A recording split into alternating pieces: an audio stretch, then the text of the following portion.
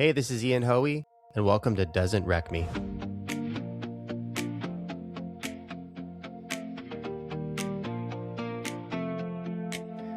Hey, this is Ian, and welcome to the Doesn't Wreck Me podcast, a show about how to create a life that doesn't wreck you. Hey, everybody, welcome to episode 2 of Doesn't Wreck Me, and we have a special one for you today. Our very first guest, and a really good friend of mine, Lucas Marshall.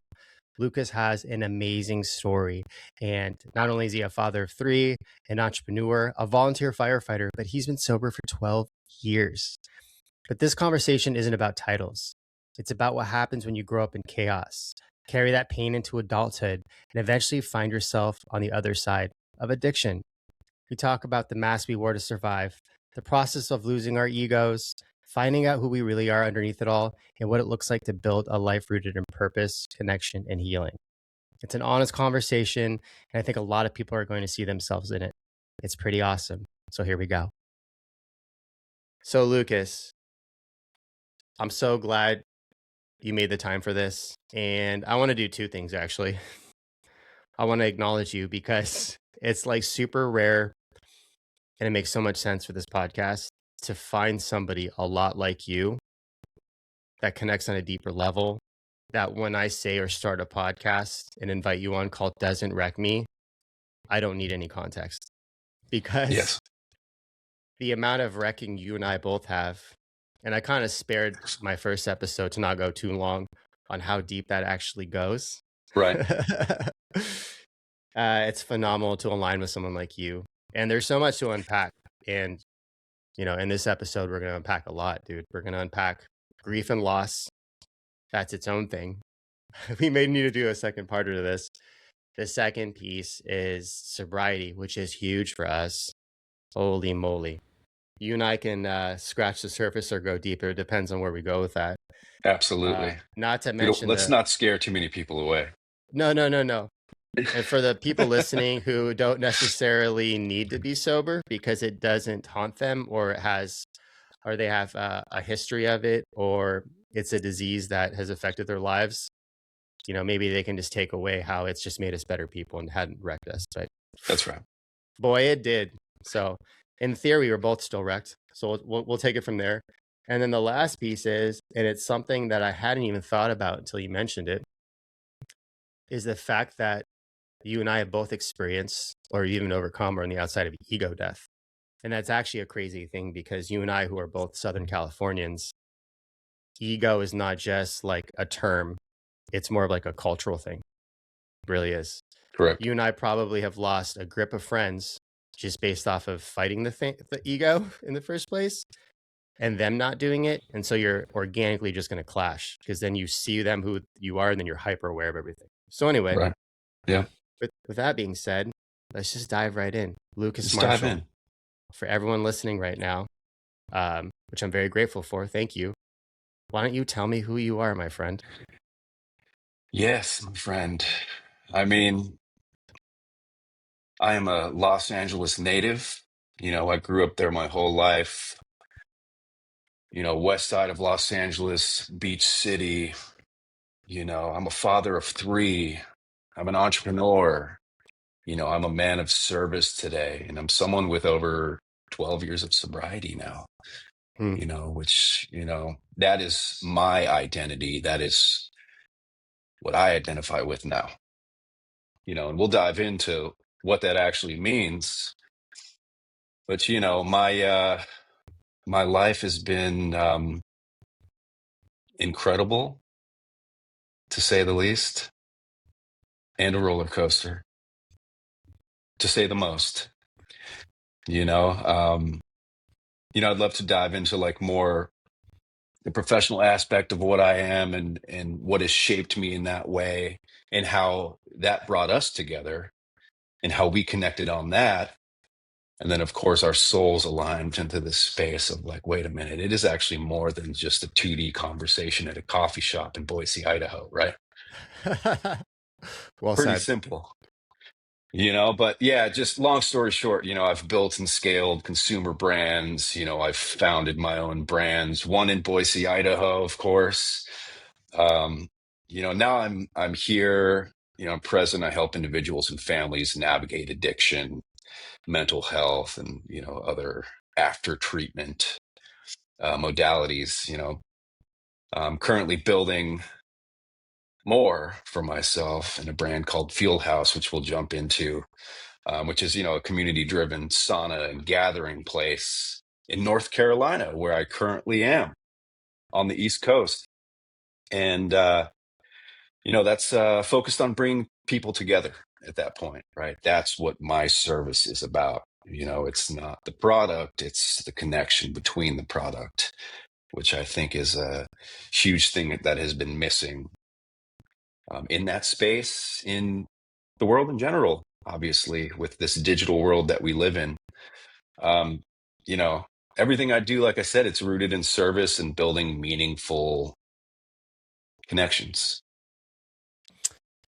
Yes, I couldn't agree more. And just to start off with the last thing you said, I totally agree. Like, I almost feel like we live in a world now where you can fall into a trap or you can leverage it.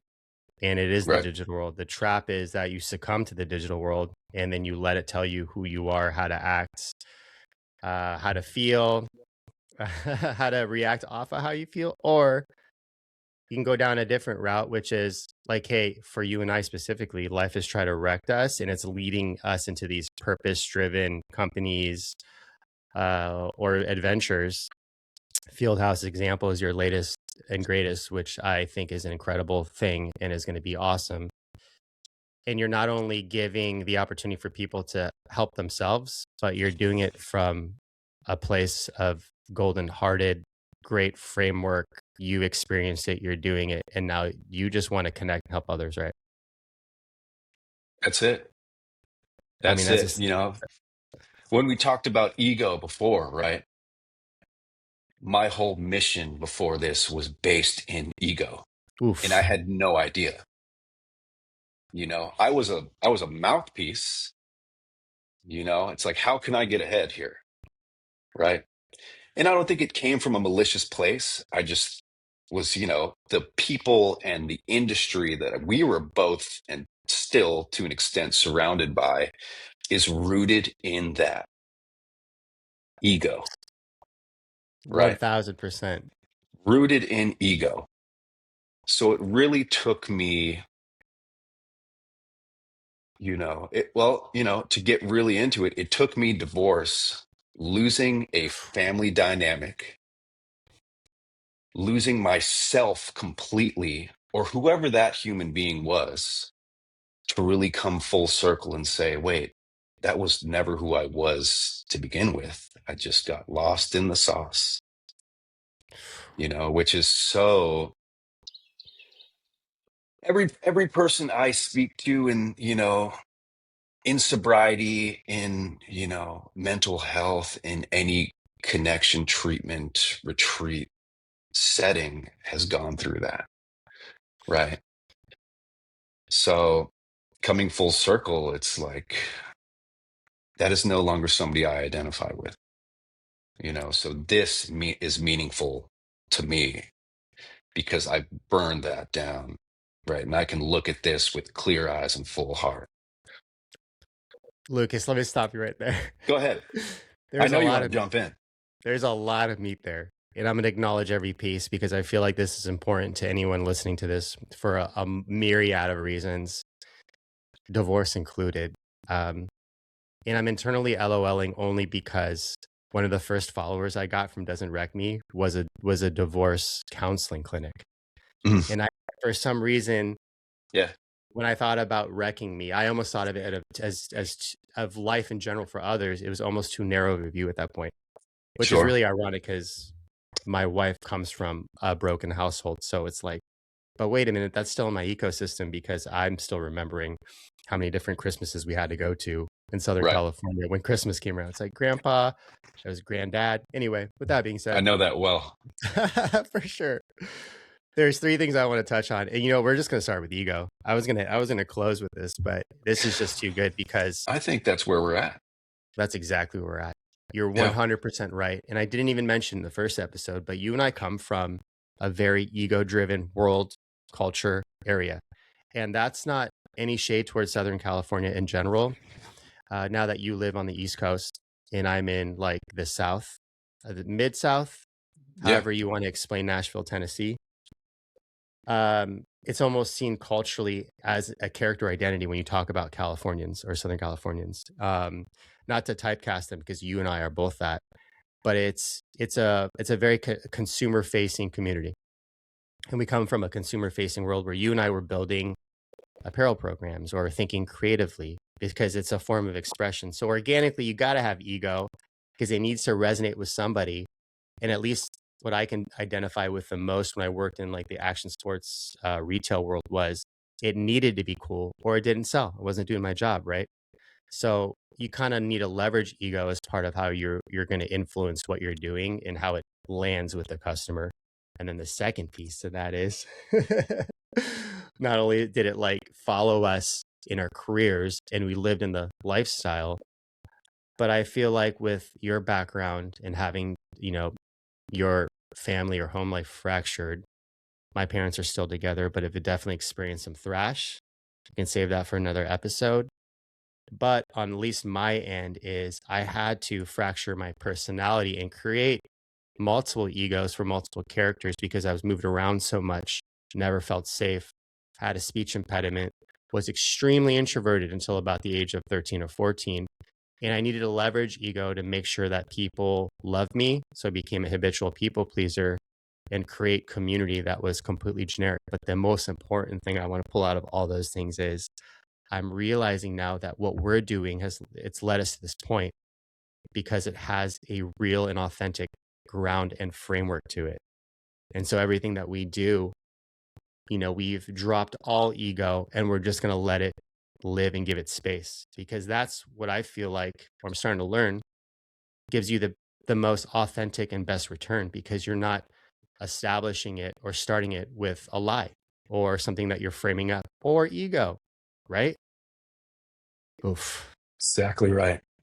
You know, I'll say something for that to that as well is that not many people who you're going to come across when you're building something like this are going to understand because they haven't reached that level of life. And I don't say that to, you know, boost myself up and say, "Oh, I'm better. I'm enlightened."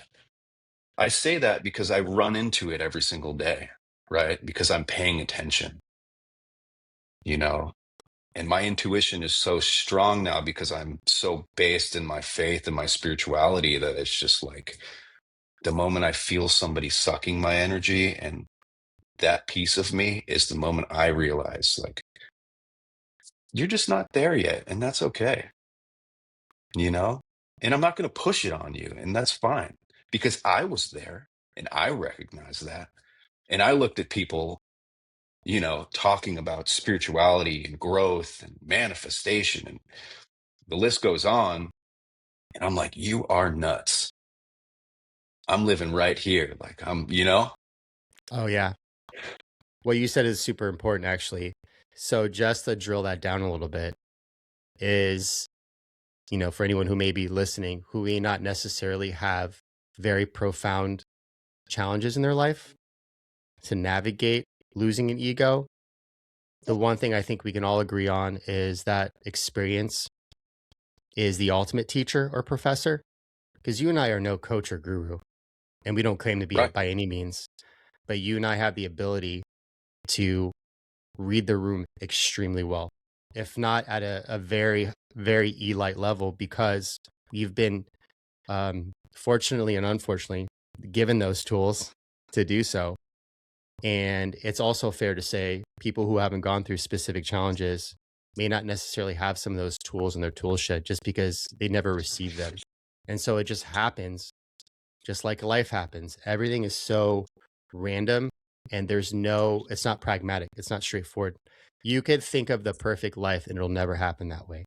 A Hmm. life is like this rocky road. It's like that Robert Frost poem.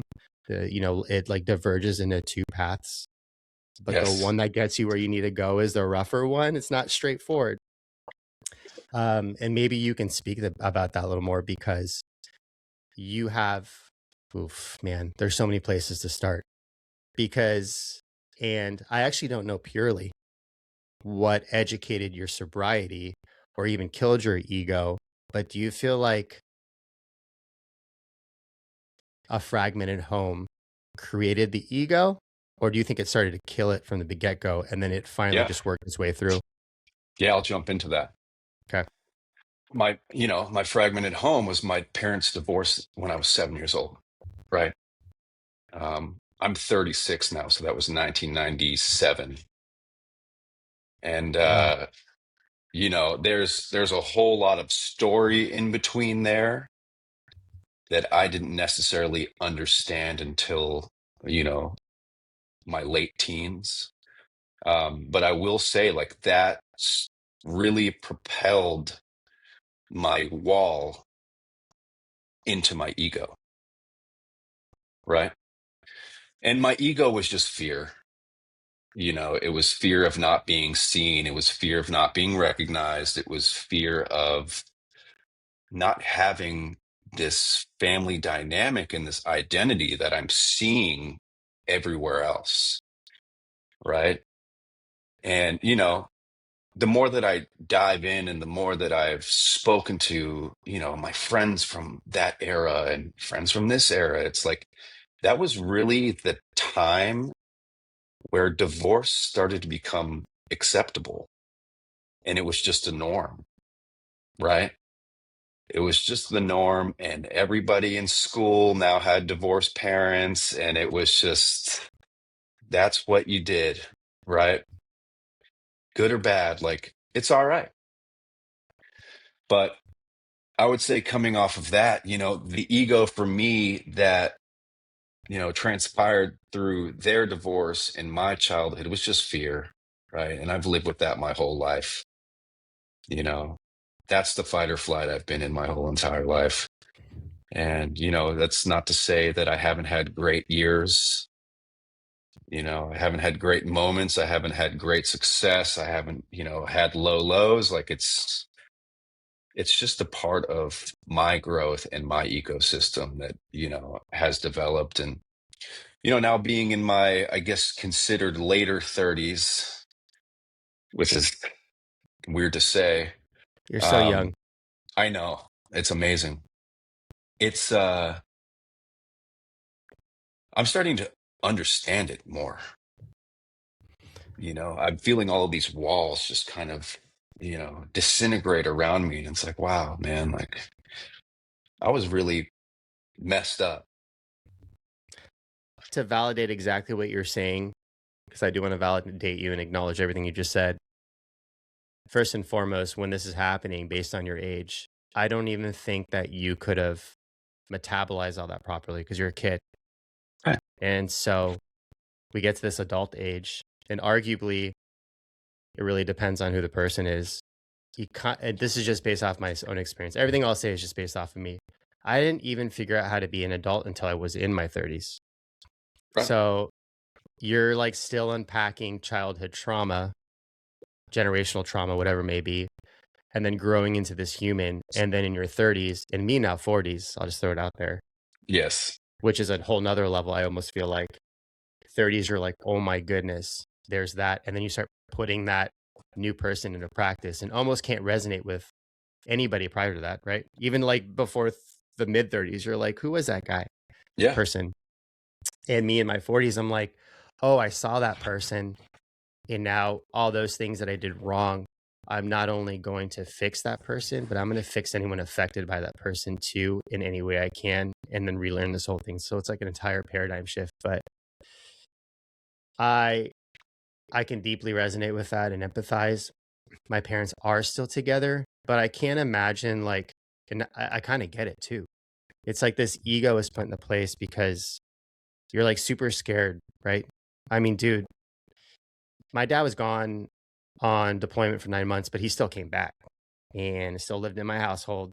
Him and my mother still interacted, and we still got to go through holidays together, some of them, but I never fully experienced like complete fracture. And I imagine when your household is fractured or you come from a fractured generation of households, those like compound it. And I don't know if you've heard the study, but actually, like your mom's nervous system becomes your nervous system to some degree. Like you inherit that genetically. Yes. So for people who have also And have I'll dive into that too. woof, there's actually a lot there that I just mentioned that you can dive into. We'll try to keep this episode about an hour and Yeah. 15 to 20 minutes, but I think it's fair for you to have that space because it's important. I want people to hear you. Uh, if your mom came from a divorce household, and I argue that my wife, whose mom was divorced, um, or at least had that energy, um, I love my mother-in-law. She's great, but you can inherit some of that, you know? Like my mom is a very fidgety person, and my dad as well.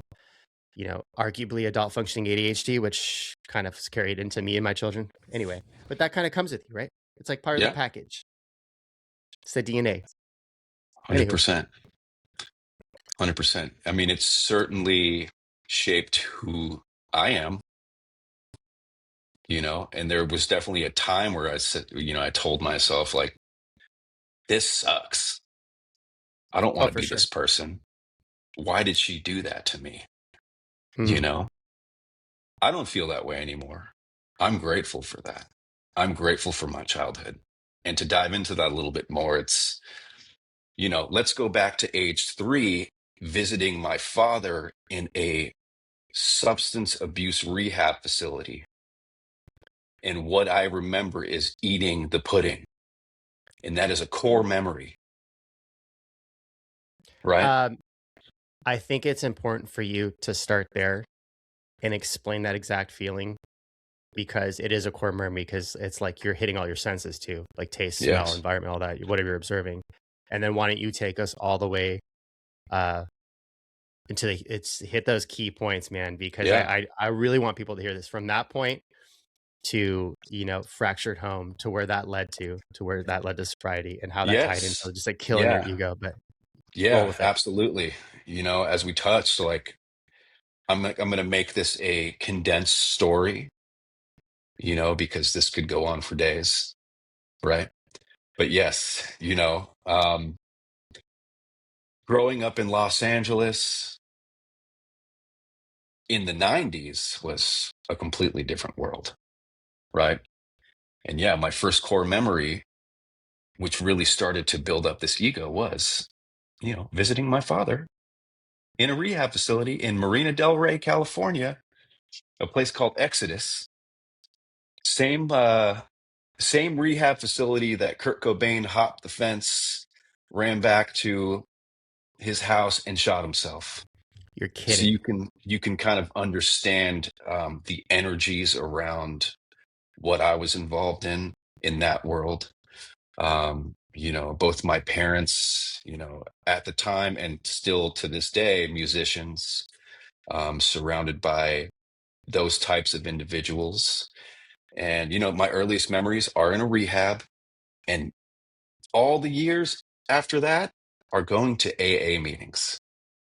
The smell of the coffee, smell of the cigarettes. I remember getting burned by cigarettes because I'm walking through this crowd, this little 4 or 5 year old walking through crowds getting burned by cigarettes by these drunks, right? Let me And stop yeah, you go there for a ahead. second. Yeah. You followed your dad to AA meetings? They, at that period of time in my life, there was, nobody to watch me, right? Mm, I would go with them to their AA meetings. wow. That was like a Tuesday night, right? Like that was my family. Were So you those were the people who were my family. so you're not like unpacking a scooter with your homies in your block and your Right. parents are handing out lemonade. You're straight up going to AA meetings. That's right. And I'll say this, that did come when I was unpacking scooters and having lemonade stands, right?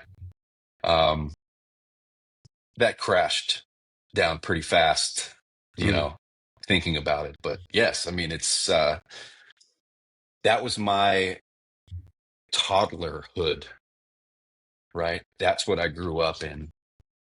S- I grew up on the Serenity Prayer. I grew up with AA books all over the house, right? And with that being said, you know, I'll say this is my dad is still sober. He got sober when I was 3 years old, and he is still sober to this day. And he has been a guiding light for me in this program that I am now a part of. You know, even though I've been a part of it, now I am a member of it, and he's incredible. My mom, on the other hand, who tried her hardest in her life, and she had, she was had a lot of mental illnesses, and she had a lot of addiction problems, and she grew up in such a weird time, and in Venice, California, Santa Monica, Kansas, like New York, Paris. She was a model. She just had this like crazy life, you know, and that shaped her.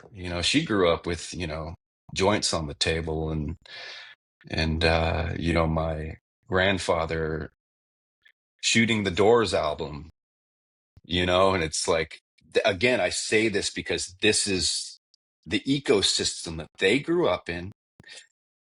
And then I recognize that I basically grew up in that same ecosystem, but in the 90s, right? And So they so, modeled it, yes, and now you're experiencing it, and so absolutely. it's cyclical. Okay, so Absolutely. and then importantly too, I just want to mention this is like the key years of your life where you're forming who you are, you're inheriting all this inadvertently. You're absorbing your entire environment. So yeah, keep going. That's wow. Yes. Yeah. I mean, that's really what has shaped me into the person I am today. And I'm so grateful for that. You know, I'm so grateful for that because they were loving people. Obviously they, had the gene, they had the alcoholism, they had the, drug addiction, they had the gene. But in my eyes now, that's as real as you can get. And then to shape your life and go in this upward trajectory of just like greatness and a spiritual foundation. I mean, at the time I didn't recognize it, but that's an extremely powerful and selfless thing to do as a parent. 100%. And I'll just say it out loud too, like you can't really demonize disease be- because sometimes it's, and I don't want to make it, I don't want to make it this selfish thing because it's a very selfish act, right? Drugs and alcohol. But if someone is dealing with all this heavy package and the only way they can think of unloading some of that package just so it's not such a heavy weight, it has to be a coping mechanism. We're all human Hmm. beings here, you know. That's right. And some of us are lucky enough to have enough generational stability where none of that carries over. But let's be honest, we live in a world where, which is even harder than it probably was back then. Well, it's arguable. It's all relative, right? We live in a very hard world right now. But I also don't want to demonize disease because a lot of times, sometimes the coping mechanism just gets you through a certain season until you can figure it out. So, That's right. uh, just like your folks, my dad, who is well, you're always an alcoholic, right? He is sober as Of well. course. He got sober around, a little bit younger than I am now, but he's the greatest dude and Yeah. successful. So he got his stuff together. But if one day when I do it, and maybe I'll jump him on, his background is really gnarly. He grew up in the same environment. And one thing I'll talk about in later episodes, I won't do it here because this is important to focus on you and your story. Because yeah, my dad walked in and his dad was dead on his couch when he was a teenager with blood coming out of his mouth. So I don't know if you Hmm. ever really come back from something like that. And so I don't blame him. I would have drank too. Yeah. Selfishly, I just drank to hide the guy I was. So I didn't have that Yeah. happen to me. But poor guy, my Yeah. goodness. Yeah. Absolutely. Absolutely. I can So relate. I take us can from there. relate to those feelings, right? It's, growing up, I recognize that my parents were there, but they were still growing up and they had their addiction problems and they, you know, had their financial issues, and they were still trying to build a foundation for themselves while raising two children, right? And me being the youngest and me having an older sister, you know. Um, So and when did they divorce? I was 7. I was 7 when they divorced, right? And just to quickly dive into that so you can kind of get the picture of the fractured life that I had in those moments in 1997, is that my mother and father divorced. My mother got with my dad's best friend and they married. Okay. And so I recognized that at that time, like, wow, this is really messed up. But I was also like, I don't understand it. You know, maybe they have a deal worked out. Like, that's what I'm doing in my head, right? Like, maybe like it's okay. Like, maybe, maybe this is by design. And, from there, it's like I have these two parents, and in my eyes, are both extremely loving together, and we have a roof over our head, and we have food, in our mouth. And all of a sudden, my dad is gone. He's out the door, and and all of a sudden, I'm moving out of this house into this new house with my mom and my dad's best friend, who later becomes my stepfather. And now my father is not talking to the best friend because he's marrying my mom. And it's like, yes, there's chaos, right? And through that chaos, I learned how to hide. I learned how to separate myself from them and just be out in the world and like keep my head down and not become a burden, not become a nuisance. And, obviously I'm not using drugs or drinking at this point, but I learned at that very young age that if I just, became this shell and just hid in my corner, that I won't cause any more issues than there already are. Right? And exactly what you said is nearly the underlying common denominator for every kid in a fractured household or Yes. a kid to an alcoholism or addiction where you're a safety seeker, right? Yeah. That's why you read the room so well later in life because Yes. you're navigating such a complex environment with your subconscious and your mind still trying to formulate who you are, Right. that you're adulting way quicker than anyone else. That's exactly right. And I knew that. I knew that because my friends, in my neighborhood, and I'll say this to just paint the picture, like I lived in a beautiful house. I lived in a beautiful neighborhood. You know, we were not poor by any means. We had enough, right? Um, and I'll also paint the picture of like, my stepfather's parents were famous, right? So we had this weird, you know, circumstance that now I'm put in with these like famous grandparents, right? And there's like events, and there's, now we're like living on a ranch for a summer, and now there's like, you know what I mean? It's just like this, like, just, I can't even describe being injected into an environment like that after, dealing with that type of trauma of basically, a fractured household. And, on the outside, from what I recall, it's like, it's okay, like, you know, this is cool. This is fun. I'm a kid. I feel a little bit of safety, right?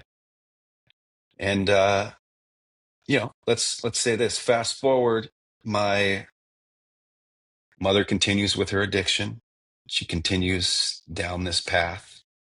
And this is around like 9/11, around that time, right? And we're living in this beautiful house.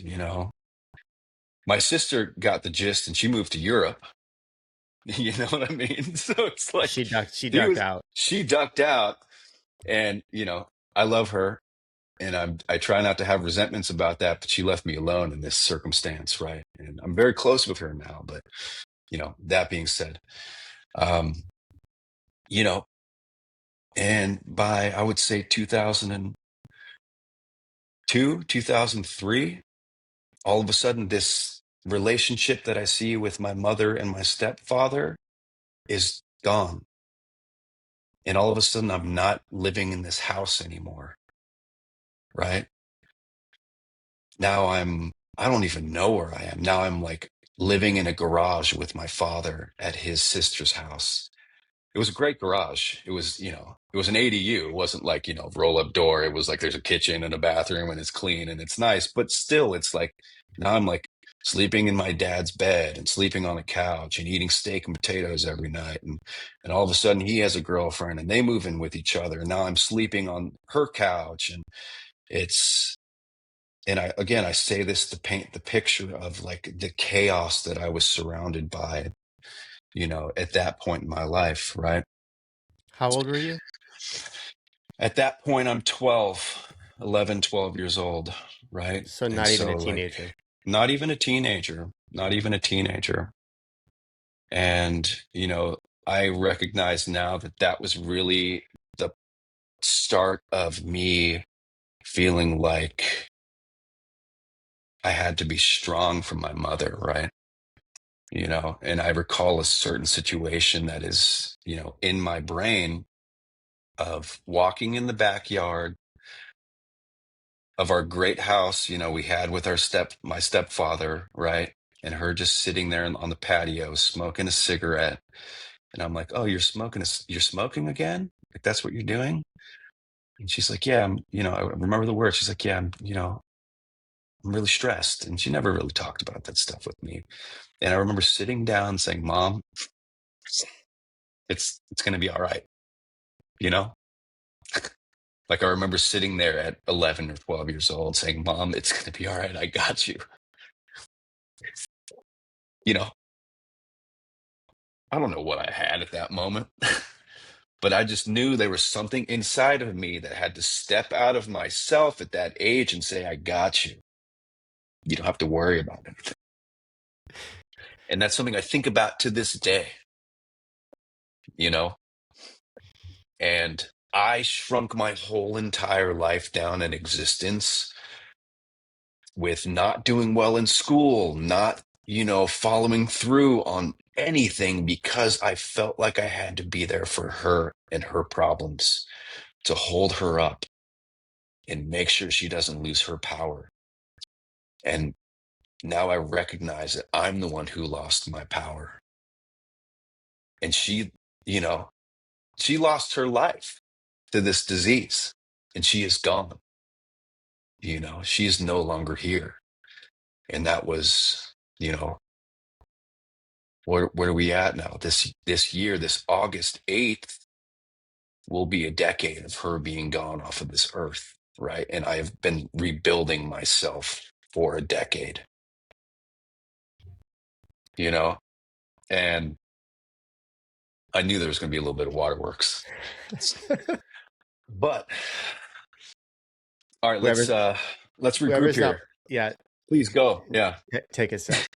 Whoever's watching the YouTube version of this, or actually Spotify streams video now, so they'll both see us crying, or we'll see us both Yes, crying, which is okay. I want to normalize that too. You're a human absolutely. being. Cry. Those days are over where crying is a bad thing. Man, I just got to acknowledge you for a moment because I was crying with you. This whole podcast can be wrapped around everything that you've been put through because you are still sitting here and talking to me because it didn't wreck you. Exactly. uh, I'm just trying to navigate your story because I knew of your story, but to hear it unpack, man, is crazy. You never got a shot. At 3 years old, you're when you're learning to walk, you were given substantial challenge. And here you are at every key moment of your life and season as you evolve into the adult you are now, have had life try to wreck you on several occasions, probably more. I'm kind of underpinning it with several. let's just say it's like indefinite at this point. Sure. And no wonder you had to create an ego. There's no wonder why you adopted the same addictions as your folks. It's no wonder that you've had to create a safe place, because not only did you have to do it for your subconscious so it didn't bury you as well, but you had to do it for others, including your dad and your mom. And oh, by the way, it doesn't stop there. You lose your mom, who you're trying to be strong for in the first place. And then suddenly all that turns into quicksand. So you get to a point where you're still trying to understand if this is a normal life. And sure, you mentioned the ranch and all that. But for anyone listening, if I were to while you were saying that, I was thinking of you see this beautiful picture of a beautiful scene on a beach, but then you desaturate it, right? Yes. It's still a beautiful beach and a beautiful picture, but it takes all the life out of it. Are you really enjoying that beach picture?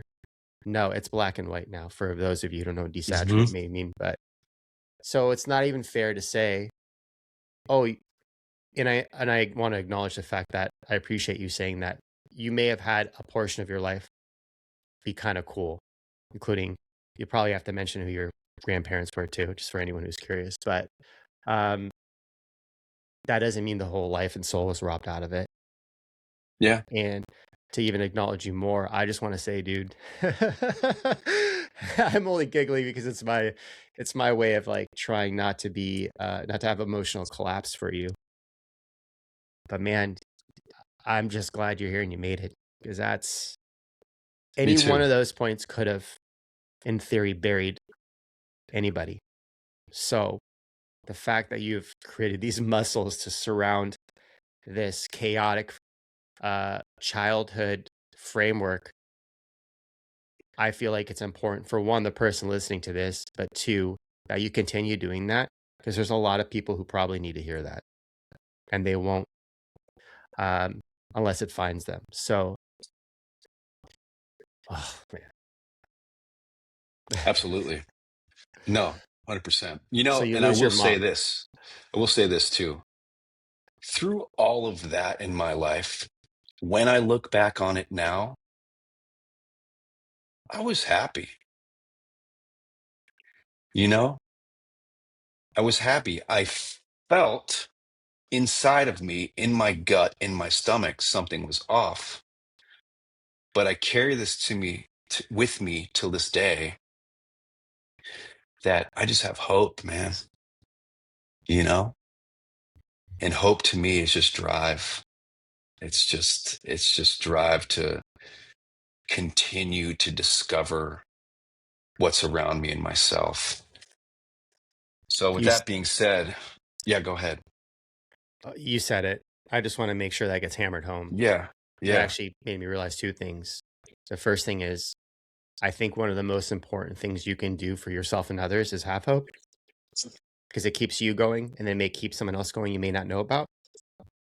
And then the second piece to that is, I see you, Lucas. You're a great guy. You've got a awesome family and a great life. Would anyone know that you've been through that and burdened by that? Because you smile through your eyes, but you don't know. So I just want to let anyone know who's listening to this or sees this, that you may have a casual conversation or walk by a passerby.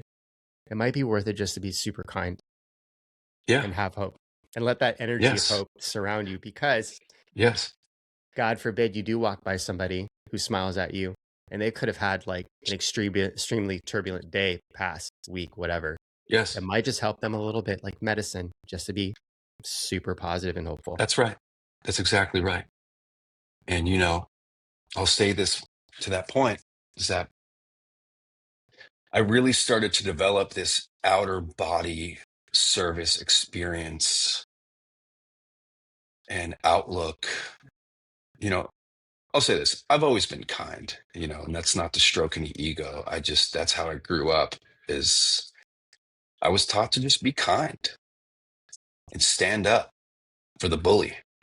right? Oh, yeah.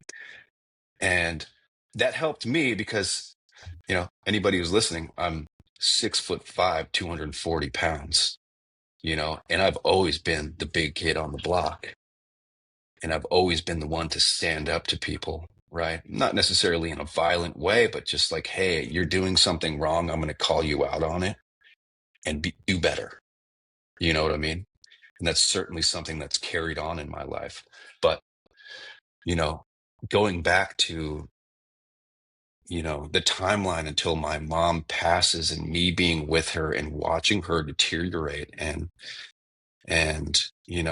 being in the hospital with my family as she took her last breath, with which, by the way, I did not sit in the room with her while she did that.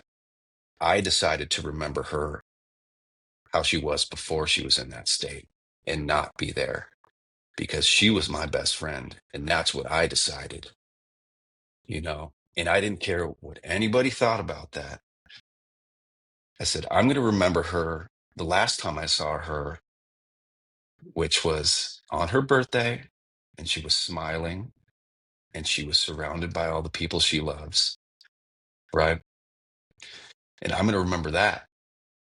And that's what I decided, right? And from that point on, realizing all of that, you know, I decided that I am going to be of maximum service, to be of maximum service. And to go back to what you were saying is, I am aware of everything that goes on around me in the outer world when I'm walking around, whether that's picking up a piece of trash on the floor, whether that's recognizing, maybe an elderly person, just, they need a little bit of help. I'm going to hold the door for you if you're 500 feet away and I see you walking, right? Like, I am that person to this day. And that's not to stroke my ego. That is just because it just reminds me to slow down and just recognize that we are human beings. And, when you go through something traumatic like the death of, a parent, in this case, my mother, my best friend, somebody that I created my identity around, and I had no idea who I was besides just her son, and, you know, making sure she was all right. So what I took from that is, I am going to be of maximum service for the rest of my life. And to me, what that means is, going full circle now, is ego death, right? It is practicing my principles in all of my affairs. It is diving into my spirituality. Um, it is being kind. It's being, even when I don't want to be, it's still being kind, And I would say this too, and you know this very well, is that we are so kind to a fault that in this 2D world that we live in, especially in this ego-driven business that we have been in for a majority of our lives,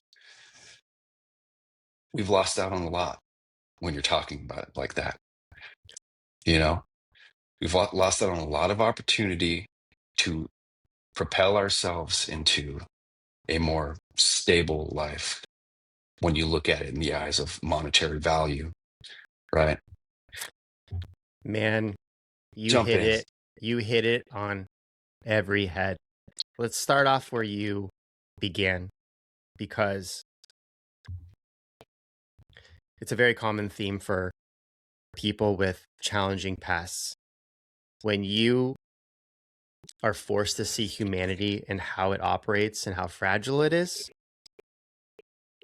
kindness and servitude are not manufactured after that point. They almost become part of who you are. What's funny about what you said is, I always hold the door for somebody. I always pick up trash. If I, my wife and kids will laugh when they hear this episode. We can be anywhere, and that waitress, that cashier, whoever's helping us out will know my name, because Yes. I will go out of my way to make sure they're good. Yes. And before the ego death happens, that can also turn into habitual, chronic people pleasing. And what Mm. makes it so much worse Hmm. is you compound the negative attribute of that character flaw or benefit of people pleasing. You put them in an industry, in a culture, and logistically in a place that is constructed on ego, and it goes absolutely haywire. It's like you're a recovering alcoholic working at a bar, and it's unavoidable. You're going to be around the stuff that buries you or has buried you in the first place. And that servitude is still servitude and kindness. But for people like us and me, which a big part of my life was habitual people pleasing, I'm a recovering people pleasing addict, but I wanted everyone to be good because I needed to multiply my personality, be a chameleon, and navigate every conversation where it's beneficial for both parties. Right. I never really thought about maybe I should just be who I am, and if they like me, they'll stay. And if they don't, I don't need them anyway. Never Yes. thought that way. Also, to add another complex fourth degree layer to this is in our industry, you kind of had to make sure people were good because it would benefit you later, which is also part of the ego drug because maybe, oh, hey, this person's semi famous or has a following or is a network or has Yes. lots of money or can get me into this store or this venue or lead me to this person in LA, Hollywood, whatever. It will benefit me later instead of thinking, oh, whatever I'm doing, how is this benefiting others? That's right. Yeah, Crazy. it's exactly right. I built my whole life like that. 100%. Strategizing, right? Bird's eye view, right? I'm not thinking about right now. I'm thinking about what's going to happen in 5 years if I'm still connected to this person. And I'm thinking about that in an ego driven way. What can I grab from this human being? I'm not thinking about what I can give to them. I'm thinking about what they can give to me. Oh my Right. gosh. And I'll say that in a way where, again, it was not a malicious upfront attack on anybody. It was just what I knew being surrounded by individuals who thought the same exact way. And I thought being taught coming up in that industry and, coming from the lowest point, in a stock room, right? Lowest point to working with the largest brand in the world. I'm not going to name any names here, but that's what I was taught the whole time, right? 100%. And And go ahead. I just had a thought too. It could be a good segue for us because misery loves company when it comes to that, for sure, Mm, especially with what we did. But I will say, because we were experiencing that, I leveraged alcohol to make sure I did that at a sustainable level. yeah. Because, and I saw this quote that's actually educating what I'm about to say right now because it sits in the back of my mind. And I forgot who said it, so I'm paraphrasing, but the idea is there where this influencer was saying that anything you build from an inorganic or inauthentic place will naturally fracture. It won't Hmm. sustain properly because the That's right. energy that you're creating this product at is not even of value to you fully. You're trying That's to right. accomplish something with a different goal, making a lot of money, being famous, whatever it may Yeah. be. It's already Yeah. off from the get go. But anything built, kind of like how business operates, right? Business operates by you're fixing something, you're providing value for someone who needs it. A lot of business is rooted on you're solving a problem, correct? Or That's right. providing value to someone's life. Even down to Coca-Cola, you can frame it up any way you want to, or Nike with being a casual athlete. However you want to frame this thing up. We won't go into the entrepreneur talk. We can do that another time for sure. Yes. Probably a lot to say there too, because we've both been buried by the by having the guts to even try to start businesses. But Yeah. that's a I'm whole trying nother to story. stay the course, right? Stay the course for sure. It's hard Where I for was us. getting to all that is I feel like all this happening and us doing all of this was naturally going to fracture because it always started with the wrong goal in mind, which was to, again, go back to people pleasing, safety, creating all the wrong reasons, right? Yes. Yeah, absolutely. To me, you want to know what that is? What is that? It is full control. It's having the issue of not having control, Oh my right? gosh, which comes from safety, which comes from fear. Which comes from safety, which comes from fear. And when you're talking about it on a level of spirituality, alignment, manifestation, all of that is going to have a block. If you were coming from fear and control, you were going to block your manifestations, you were going to block your alignment, you were going to block your spirituality. None of it is going to make any sense because you're coming from a place of fear, which is a place of ego, right? And so, I mean, old ways won't open new doors. No, you said something important. Go ahead. So this is going to need a second parter. Okay. We'll Okay. jump into sobriety and when it happened for you with all of this going on. Yeah. Yeah. And I've told my story, but manifestation, which is I will say, uh, it's a word thrown around a lot these days, but the Right. essence of it will be forever.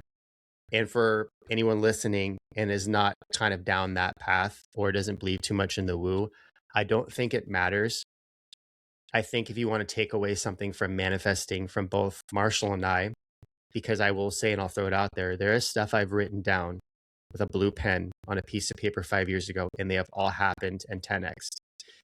But if you Yep. look at the science of something like that, is if you create something that's tangible or physical, like writing something down, and then you create the belief in the energy that this thing that you wrote down will come true, what you're doing is you're training your subconscious and the mind and body connection atomically to gear yourself towards that manifestation without you even knowing it. So if you want to become a podcaster, look where we are now. I wrote that down 10 years ago.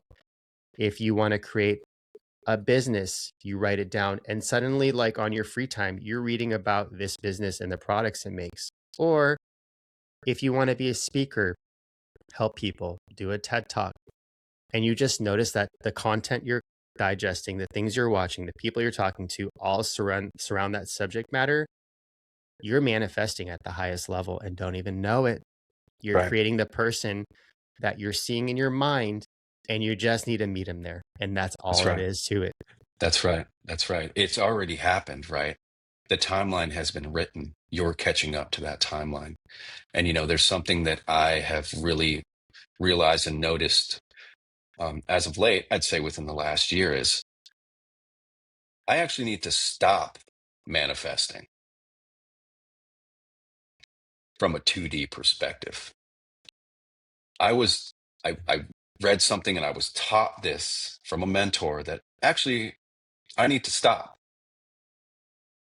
being a manifester. And I saw that and I heard that and I said, what are you talking about? Like, isn't that what this is all about? And all about is like writing all of your dreams and desires down and, lighting your Palo Santo or your sage, right? And doing all of these, ritualistic experiences and going to see a shaman in Sedona, Arizona, which I do recommend, by the way. But isn't that what this is? Isn't that what this world comes from? And the answer is no, it's not. It's not. And let me finish by saying this too, which I think is extremely interesting, is that when you hear the word manifestation and you think, oh, that is like it feels like such a new term and everybody's really into this, way of life. And, I see all of these internet gurus, talking about manifestation. You know, I actually learned manifestation from the big book of Alcoholics Anonymous, which that word is actually in this book from the 1930s about a man, an alcoholic, who did this program, and now he's at home with his family, and he's trying to be a better man, and he talks about them being aligned with his manifestations, you know and his spirituality. And that's, this goes back, right? There's a deeper meaning to what it means. And to me, it's like, I need to stop doing that. And I need to be here, and I need to be present, and I need to have action in everything that I do and I say, right? And so I would love to dive into something that to like talk about the ego, but go ahead, jump in. I know you Well, got something right here. you're like absolutely on fire with that, because I guess it's a benefit that I believe in the same, because I watched it happen. You and I are both like case studies or user cases of that actually happening. So anyone listening thinks that any of this is just stuff we're saying or scripting or reading, you can throw all that all out the door.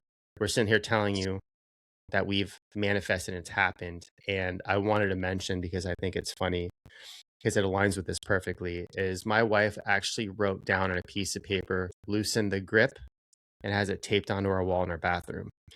And loosen the grip is just a reminder for her just to completely let it go. Because, and you can Google this, there's actually a study of couples trying to get pregnant and they can't because they're forcing the issue. That's So right. the mind body connection is so profound that you're changing the cells, or you're putting enough stress on your nervous system where it won't organically take new life, because it's in this survival mode.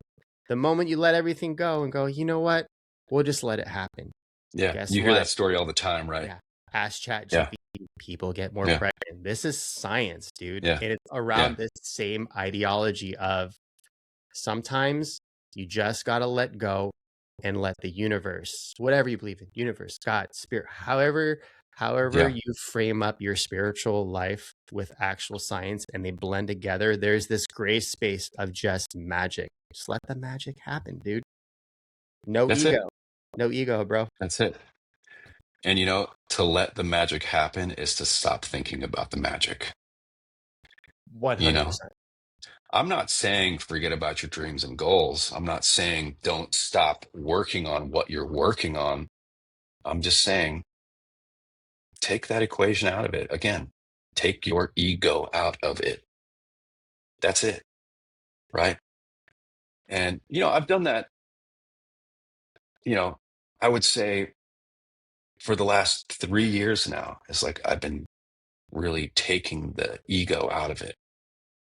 And I'm not saying that I don't slip, because I'm a human being, but what it's done for me is aligned me through all of these trials and loss and grief and, death and whatever it is.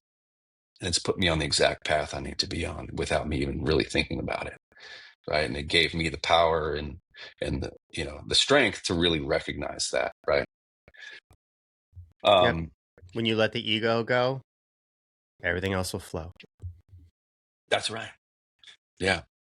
So I want to, like, if you're cool with this, like, I know we've talked a lot about like ego death, and even before we jumped on here, we were like, I feel like we've always talked about this in a way, in some capacity.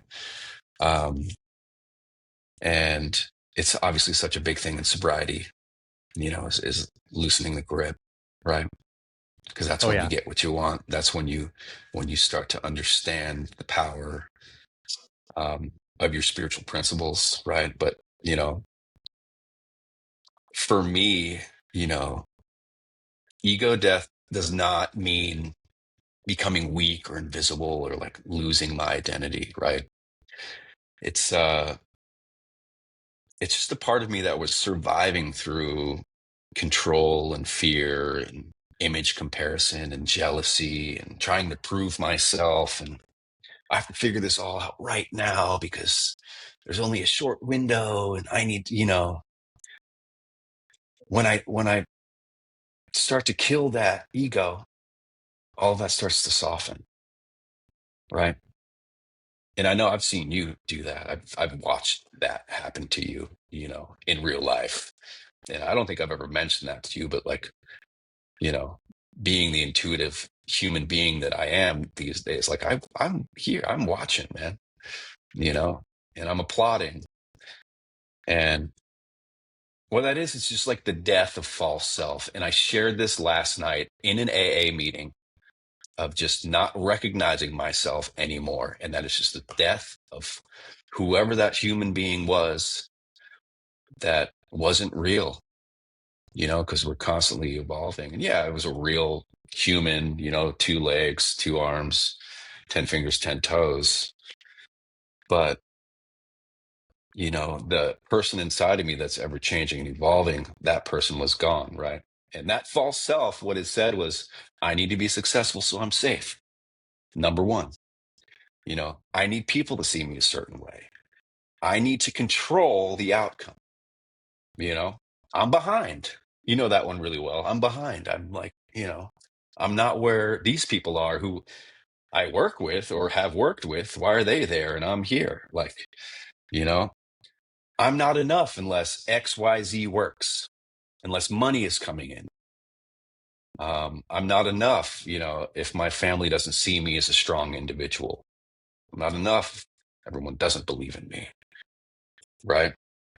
And really what that is just like a humbling voice enough for you to really see yourself come forward, right? And for me, like today, like my real life is pretty simple, you know, besides the 2D of, worry and doubt, which everyone has, you know. But for me, it's like today I'm a sober man, I'm a father, I'm a builder. More importantly, I'm a servant, you know, to my spiritual higher power. Um, and the honest truth is I'm really just like a man who's like trying to become stable and useful and present, right? And somebody who's been through loss but still wants to help people heal, right? And I don't need to be a hero. I don't need to win every argument. I don't need validation from followers, or I don't need status or approval, like, because again, that's blocking my manifestation power and my spiritual path, as you know. And I'm going to say this, which is extremely important to me, and I know that it's extremely important to a majority of people in this world, is not confusing your worth with your bank account.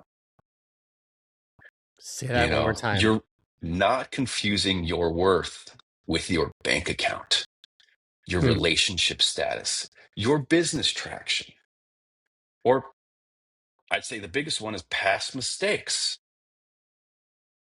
Right. And I say that now because we do live in that society of comparison. You get on your phone, you're flipping through your phone, everything is bank account this, money this, status this. Here's my course, here's that. It's like whatever your algorithm is, it's geared towards that, right? Whether it's like, spiritual gurus, it's like everything's about abundance and you have so much money flowing into you if you just click this 3 times, right? So it's not confusing your worth as a human being with your bank account. Powerful. And I'm going to end that piece of it by saying, ego death is just like, it's not falling apart. It's really just a coming home. And that's really something that I am sticking to. It's a coming home, and it's being able to integrate all of these powerful tools that we have and really, instead of being a mouthpiece, really living it, right? And stop trying to become somebody impressive, man, and just become somebody free. Stop becoming somebody. Say that one more time. That's powerful. Stop trying to become somebody impressive, right? And just become somebody who's free. Because a majority of people that you come in contact with will feel that vibration, right? If you're Oh just yeah. your authentic self in front of somebody, that's all. Phew. Th- That's all. There's a lot to respond to here, and Yes, yes, I'm having this thought too, and I feel like it's only fair for this conversation to continue in a second part, yes. because I feel like that's a good place to take us home actually, because I feel like you and I with sobriety is a whole nother machine we could tackle or monster, and we'll have to do that again. But I also want to unpack some of this manifestation and loosening the grip and being present. So we'll have to do a two-parter. Are you cool with that? Of course. I Um, know. It's okay to pivot.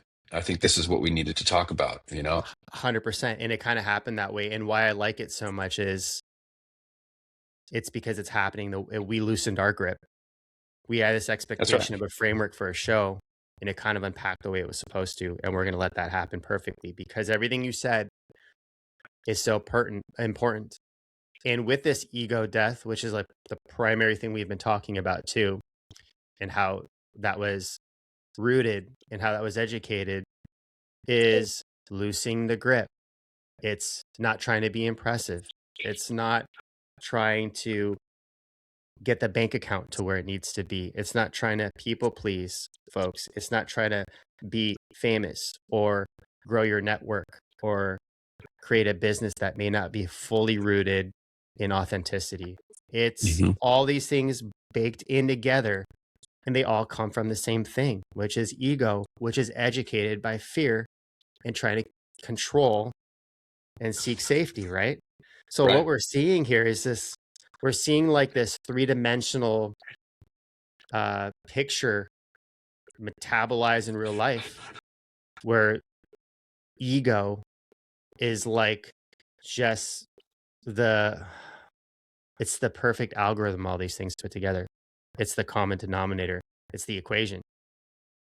And the moment you could drop that, and this is kind of woo talk, I'll scratch the surface. We can tackle it later. But maybe you jump out of that meat suit you're in and go more into the energy, molecule, atomic level stuff where that doesn't have emotions or an ego. That just operates off of pure energy and feel and just That's what like we're made up of, right? boom.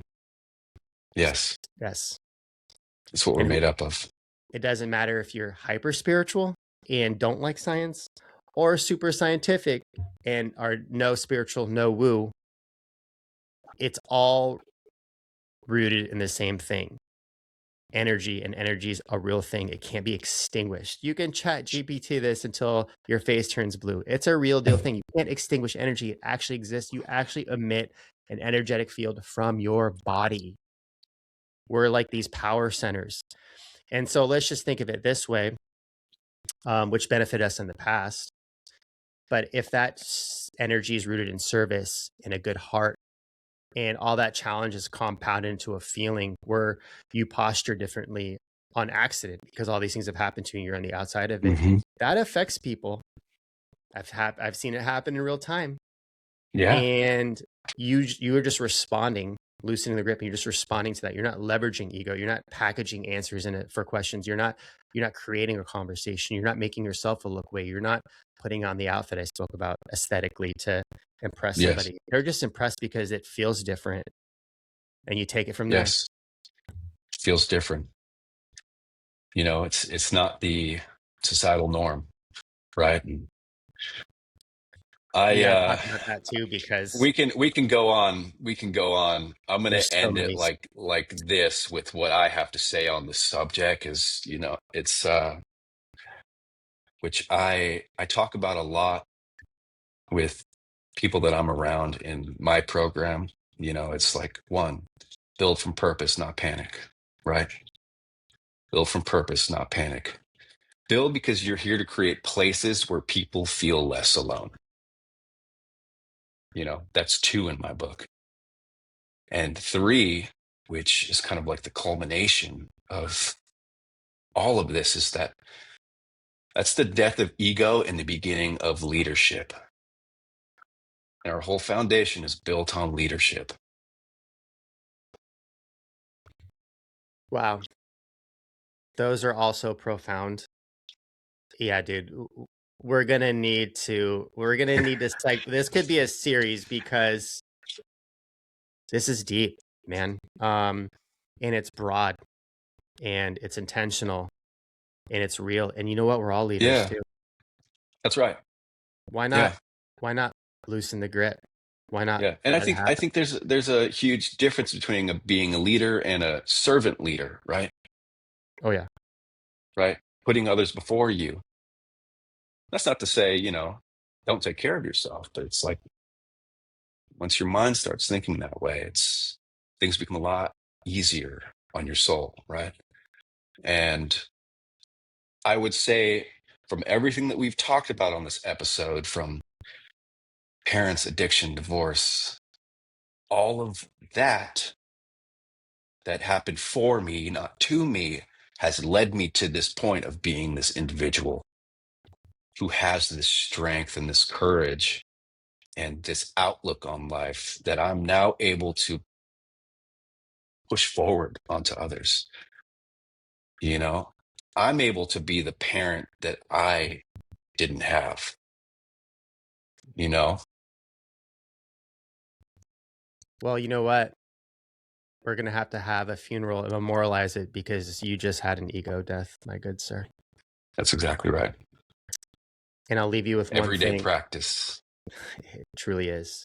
There's maintenance involved. We can jump in that in the second piece. Of course. There's also maintenance involved with sobriety. That's something that we'll add on to.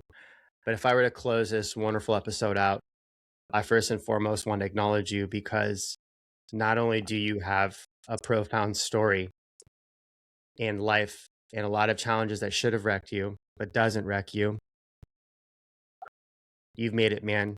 And you've placed yourself in a position here organically, universally, where a lot of people get to hear this and benefit from it at a high level. So, with that being said, thank you so much, Lucas. You're incredible. And I want to leave you with one quick question because I feel like it's important to ask. Yeah, You ready for it? I'm ready. If you could leave someone who's in the middle of being wrecked by life with one piece of advice, just one, I know there's plenty Mhm. you could give them, what would that be? Tell the truth, do the next right thing. That's it. You know why that's profound, although it's so simple? You know what's the biggest ego slayer? It's truth. Yeah, Because then you don't have to manufacture something. that's right. That's right. Um, When you tell the truth, the next right thing comes. it'll probably Love you. take my applause away because I have like the sound cancellation. But for Yeah, those yeah. of you watching this video, you'll see me applauding. Ladies and gentlemen, Lucas Marshall. There's so much to say and so much to tell. We'll leave that for a second episode. I'm gonna book it now. When you get a moment, please Yes. check out Fieldhouse. It's something that he's building that not only provides value, but it's from an amazing place. And Yes. Yeah. I'm going to plug really fast. please do. Yeah, check out fieldhousenc.com. You'll see, the brand that I'm building. I'm taking a different approach by, getting community involvement in this one. And then check out my work at momentcares.com, where I help other individuals in the situations that I've been through all throughout the United States. I help them live an easier, softer life, and I give them the guidance that they can't find. So check that out, momentcares.com, fieldhousenc.com. Love it. Love And you. your social handles just for My folks to social find you. handles, yes. If you want to find Fieldhouse, it's Fieldhouse on Instagram.us, fieldhouse.us. Instagram for Moment Cares is Moment Cares. It's a beautiful thing. Wonderful. All right, y'all. Good folks help good folks. Check Lucas out. He's an incredible guy. And after you heard his story, it's obviously coming from an authentic place, and that is profound. I appreciate you, bro. Thanks for everything. And you know what? Let's do this again. What do you say? I think we will. I don't think we've scratched the surface. So love you, No, man. love you, dude. Life will check us, but it won't wreck us, my brother. I'll talk to you Beautiful. soon. Talk to you later. Bye, dude. Thanks for tuning in to this week's episode of Doesn't Wreck Me. Hey, listen, I love you. I appreciate you. And guess what? Life may check you, but it won't wreck you. Have a wonderful day. Bye-bye.